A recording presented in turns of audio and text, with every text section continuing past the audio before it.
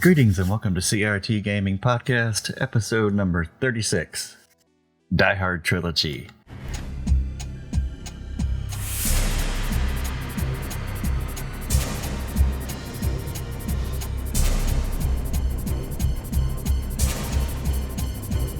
This is Jones, and with me this night are Gohan and Dazpick. Mr. Gohan, this is Die Hard Trilogy, based on the Die Hard movies. Do you have a favorite Die Hard movie in general? No question about it. The first one. Yeah, the first one's pretty amazing. And Mr. Dazpick, you wanted us to come into the world of John McClane. And fresh from the Nakatomi Towers? Is that what the first one is? Yes, it is. Yeah, so we have left the Nakatomi Towers and we're heading to the airport. Die Hard Trilogy, this is your pick. So, what did you like about it that you wanted us to check out? Well, it's totally on the rails, and it definitely met the criteria. But it was just a good time, man. It was it's one of the few games of this style, where you're like on the rails just shooting stuff like Virtua Cop or Revolution X or any of that shit. Where shooting innocents doesn't always impact you negatively. So you can lay waste to everything that moves, and the game just gleefully rewards you for it. Like, hey, good job, they're dead. Sorry, pal. Yeah, sorry, pal. Because I know when I got to the airport, I killed every cop car, every pedestrian, and anything that freaking moved, I laid to waste. Yeah, it's just like less points. Okay, deal. Yeah, I don't need your points. And I found out, like in some of the later levels, like I blew something up and a bunch of people caught fire and I was low on health, and then I murdered all the people that were on fire, and it said mercy kill. And it gave me health back. Refilled my health completely from murdering these poor schlubs that were set ablaze by the explosion. I set off at their feet. You showed mercy. You were a kind god. Yeah, it's just, I just remember playing this, when we were roomies, I was playing the hell out of this, and our friend Brian would come over, and he and I would just play the shit out of this. It was just another one of those silly games that was extremely over-the-top violent, with people bursting into geysers of blood.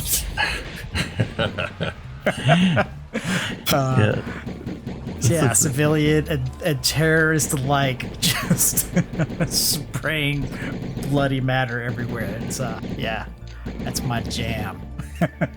This is a total Dazpick jam of a game, because this is there's one of the things about Daz is he's got his, I'd say there's games everybody likes, and then you kind of get into like what each type of games individually that they enjoy or like.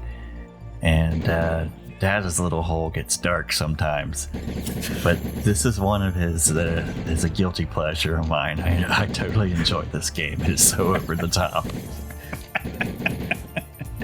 It is, man. I mean, yeah, it just has it all. A bunch of terrible one-liners, and terrible in the best way possible, right? And extreme violence, which the Die Hard movies, while they were great action movies, they weren't exactly known for their viscera. This bypassed that rule. It's like the developers that made this, just like, you know what? Fuck it. I don't remember. Whatever gun had the blue shells in it, he did not have in the movies. No. That's the only way you could have made this game better for the time period, was added like gun support to it. Yeah. Oh, it did though. It did. I thought it was just joypad only. No. It did support the light gun. Yes, it does. Does it? Yeah. Mm-hmm. Oh man, I did not know that. I thought it was. Yeah, and actually, because it came out on Saturn as well. And Saturn this changes everything. Yeah, I know, right? I have my Saturn hooked up, and I have a light gun. I'm totally gonna find this. Yeah. Oh, wow. Holy shit. That's great. Yeah, man. Yeah, it's my bag. I love this shit. So Goha, what did you think of it? So this is back when everyone was trying to like jam, like how many games can we put into our game? It's like, oh, we got a flying game, we got a this game, we got a that game. And usually when they did that, it meant you got 3 pretty mediocre average games. I actually did check out Die Hard 1 and Die Hard 3, even though we were told to just do 2.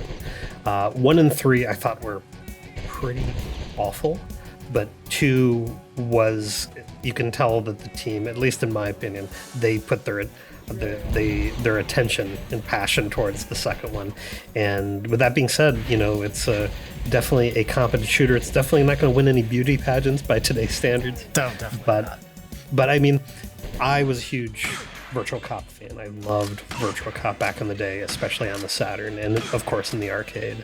And this, it didn't have like the same like stylized graphics that the Virtua games had, but what it did have was like tons of, you know, destructible environments, lots of different types of weapons, and of course, you know, it's trying to like, you know, mine the you know, the motion pictures, the source material. So as a shooter, it was pretty good, but as a whole game, like it was probably the only redeeming part of the package, at least for me. I don't disagree with that assessment. I'm pretty sure when I had it, I tried the first game. I played through it. I got through a few levels, but it was more out of... It's just so rough. It's just, as a third-person game, it's like, at this point, you know, I don't know if, like, Siphon Filter... I don't think Siphon Filter or Metal Gear had come out, so this was in the really, really rough days of trying to do a third-person shooter, and of course, like, trying to make a camera track that worked inside the claustrophobic hallways of the Nakatomi Plaza building, right? So it definitely a kind of brought the first impression. And I think that's why I didn't like really give much attention to this game back in the day, is I played the first title, the first game, you know, on it, the third person one based on the first movie, and that kind of completely turned me off. But, you know, after that, you got rewarded with a pretty awesome completely ultra-violent 90s Virtua Cop spin-off. So, but yeah, so as a shooter, it was definitely the high point of the package, but the other 2 points are pretty low. Yes, the ultra-hard, ultra-violent shooter, Die Harder, was awesome. And another thing on it, especially playing it just now, like some of the movement on it, like it moved around like you were a person walking pretty well. Virtual Cop and Time Crisis, they had really like point-to-point, like kind of linear camera, tracks, whereas like you really did kind of pop point-to-point, whereas this was trying to make it feel cinematic, like a movie, so they definitely thought about that. You can tell they put some mind share into that. Yeah, you're right. They totally put the most amount of effort into this one, and they just went for it, man. Yeah, I mean, just all the weapons and destroying every single thing that's around. There are some things that it just requires you to memorize where the shots are coming from, because there's not really a good indicator of where you're getting shot. Like sometimes they'll highlight an enemy like he's the one that's going to shoot you next, but he's not. It's the asshole over here in the left-hand corner that you don't see that well because you're focusing on the guy with the red light on it. And then the guy on the left side shoots you, and you're like, what the hell? I thought this guy was the threat. That little indicator leads you astray sometimes. Yeah, that little indicator's full of shit. So yeah, well, and that again, that comes down to just memorizing everything about the levels. But you get screwed because you really only have one life. And if you don't save your game when you get to the next level, you're shit out of luck because you got to do it again. That happened to me when I finished the third level. I was like, oh man, I nailed it. Oh, I'm kicking ass. And I got to the fourth level, I died, hit continue to start back over, and it started me on the third level. And I was like, son of a bitch. I had to do this again. That was annoying, but it was all good because the third level's not too hard. I breezed through that one pretty good. But the fourth level at the airport, shit gets real. It gets rough. It gets really rough. Yeah, that took me a lot of tries to get through that one. You know, and there's settings, you know, you can mess with how fast your cursor's moving, and then if you have that thing moving around too fast, man, it's hard to stop it in time. And I know there's just a sweet slow mine spot. down. Yeah, me too. I had to, because I'd overshoot the targets or some shit. It was annoying. It had a couple cool things I kind of really liked about it. Was like most of the environment's destructible, which is you know, kind of cool. And you'd mentioned, like, you know, the weapons are cool. You get different weapons. Then you get something called the explosive shotgun, which is kind of like if I was a gun guy, I would have this explosive shotgun in my artillery, because it wrecks stuff. It wrecks everything. It's like like a Quake. It's more like a Quake weapon. It is a Quake weapon, man. It's like, it totally is. And but what I liked about it is other than the gun, obviously, but what I was trying to say originally was the game has little hidden things in it throughout it. Some of them I kind of figured out what was triggering it. Others I couldn't, because I'm shooting everything. Right. You know? And it'd take you to like a little secret room where you can get more ammo or more health, and it was kind of cool because, like, you know, like the whole game's kind of based off of one life. So, you know, like when you die, you're forced to kind of repeat and learn from it. And so you'd be playing the game, and it would kind of almost be like a deja vu-ish moment, and then like it would change, you know, because you went this alternate path that you didn't play before, just, you know, trying to figure out what was triggering it. Yeah, that's the kind of stuff Brian and I were doing back in the day, was trying to figure out where all the little triggers were. And I don't remember now, but I know I hit a few of them, because there was one on the second level. There's one right at the very beginning. Yes. I don't remember it, but I remember there being one at the start. Yeah, because I had been playing it, like, you know, started over like, you know, 5, 6, 7 times, and towards the end of it, I did something that triggered it, and I was like, holy crap, you know, and I got to figure out what that was. Yeah, it's definitely hard to do, because I mean, to figure out, because what of the million things that I just exploded triggered this? I can shoot everything, man. I shot the cabs, I shot the cop cars, I shot the cops and the civilians, and a few terrorists. So which one of these things is the one? No one escapes. No one escapes. I was so happy when I saw that. I haven't seen that in 30 years. I had totally forgotten about it. When I saw it, the awesome one-liners that like pop in the big red and blue font across the screen. Gratuitous violence. Merry Christmas. In the faux, you know, Bruce Willis, you know, yippee ki yay.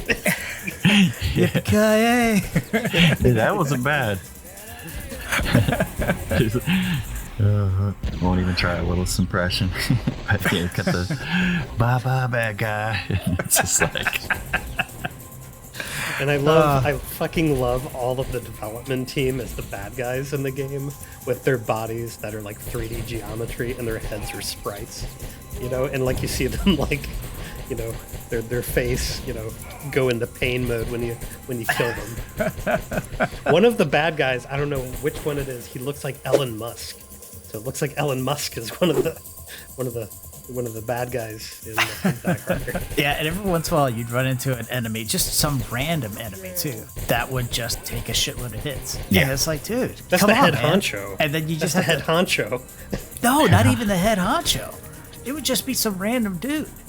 And I'm just like laying into this guy. Now, fortunately, the game, you know, arms you not only with every gun known to man, and then some that don't even exist, but on the sides you've got a rocket launcher and grenades, because your artillery isn't enough.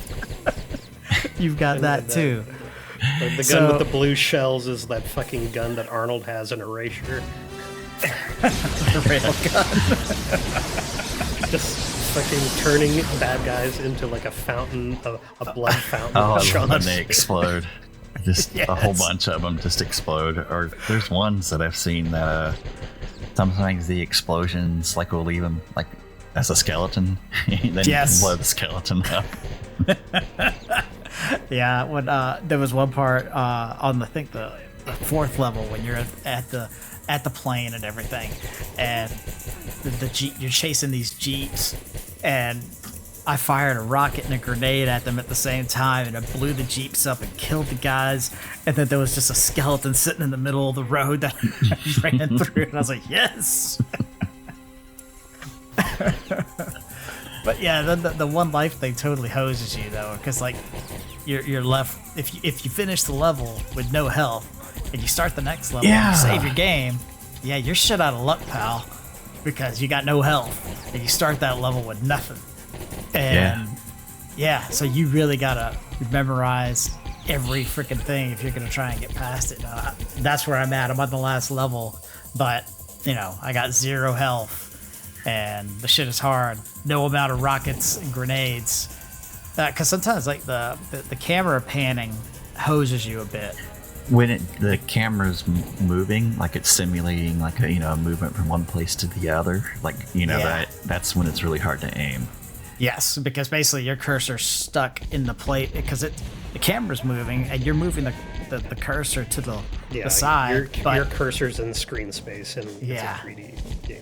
So it's tough, but it is yes, it is a guilty pleasure, and in the best kind of way.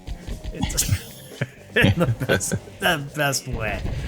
Man, it was I had a great time running through this one again, and I gotta say, that Duck Station emulator is amazing. I'm just saying. It's awesome. It is very impressive. Yeah. the emulators are cool because you can... Well, it not only let you play stuff maybe you never had access to or never would, but just the ability to improve it. Like, because a lot of these old games, they're never going to be touched again.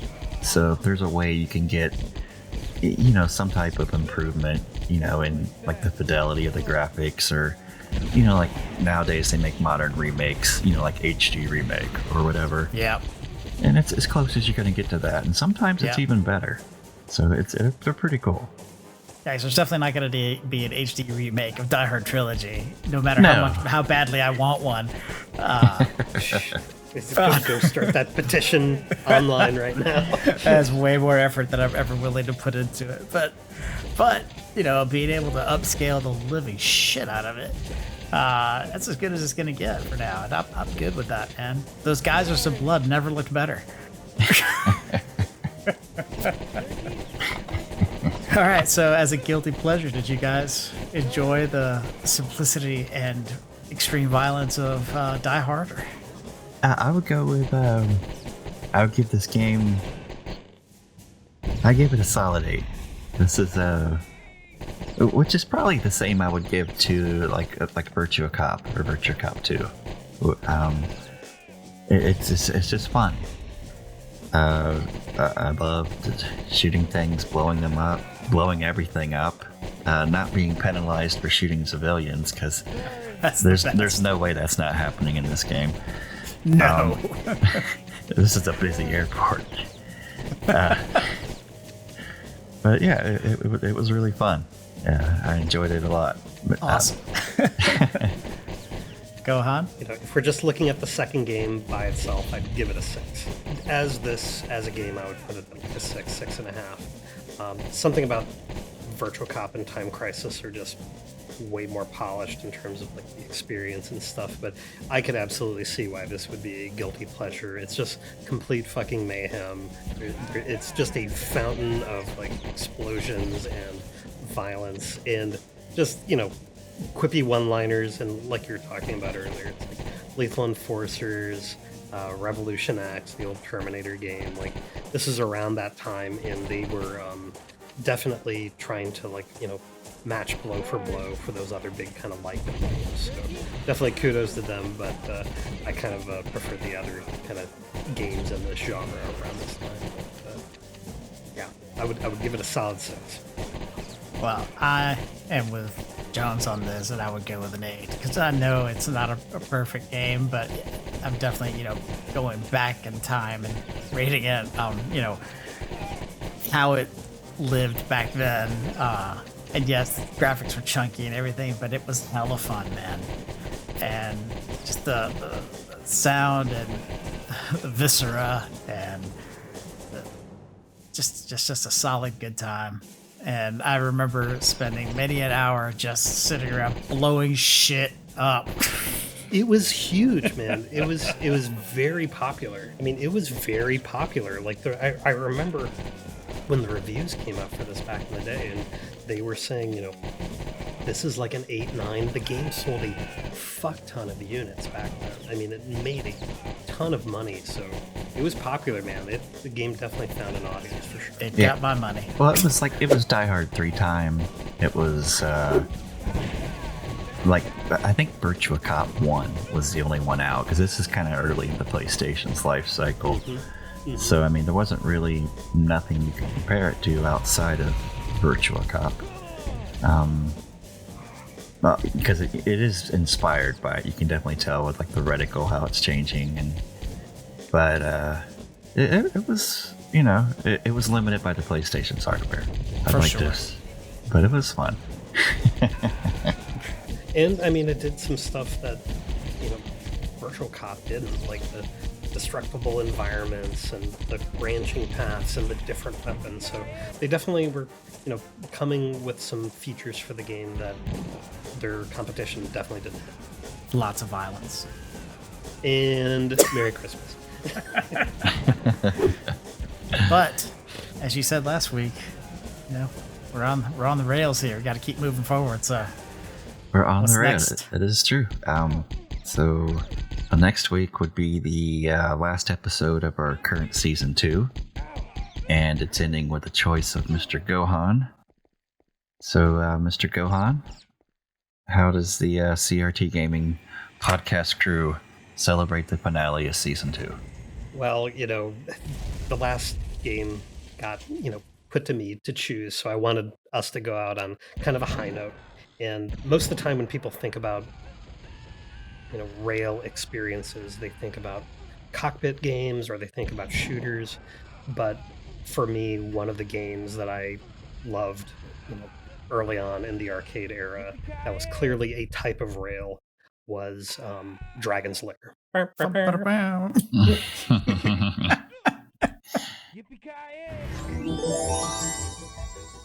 Dragon's Lair, the fantasy adventure where you become a valiant knight on a quest to rescue the fair princess from the clutches of an evil dragon. You control the actions of a daring adventurer finding his way through the castle of a dark wizard who has enchanted it with treacherous monsters and obstacles. In the mysterious caverns below the castle, your odyssey continues against the awesome forces that oppose your efforts to reach the Dragon's Lair. Lead on, adventurer. Your quest awaits. So yeah, I mean, this game has a huge place in my heart. It just completely captivated my imagination as a kid, and I thought, what better way to kind of cap off season 2 for us. No, that sounds amazing. To slay the dragon. It's gonna, Dragon's Lair. It'll be amazing. So, Dragon's Lair! I just remember hearing that across the arcade. Like, as a kid, I just knew that was a great arcade if you heard that sound. Oh, yeah. It was an amazing cabinet. I'll stay tuned next week till we tackle Dragon's Lair. Until then, this is Jones with Gohan and Dazpick, and we are signing out. Until next time! There it is. Yippee ki yay! Sorry, pal.